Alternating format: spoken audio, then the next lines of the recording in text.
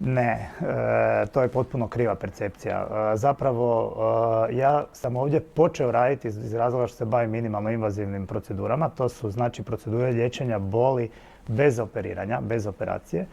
I suštinski ortopedija, ja sam se zato i zaljubio u ortopediju, jer ortopedija vam nudi instant rješenja. Znači čovjek dođe na štakama, izađe bez. Dođe bolestan u bolovima, ode od vas, ništa ga ne boli. Jer ortopedija vam nudi zaista ta instant rješenja.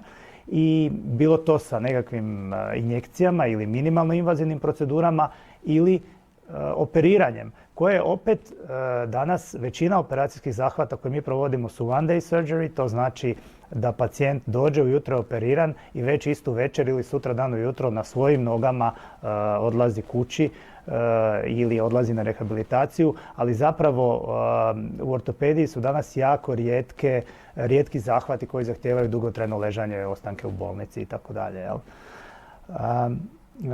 Ono što zapravo na koji način se trudim prakticirati svoj rad, ja pacijentima nudim i radim isto ono što i članovima svoje obitelji, svojim roditeljima, mislim da je to pravi pristup. Na taj način se trudim liječiti svoje pacijente, pa i ako govorimo o tim minimalno invazivnim procedurama i ovim invazivnijim operacijama, zapravo trudim se ne raditi pacijentu ništa što ne bi nekom svojoj mami, tati ili najboljem prijatelju.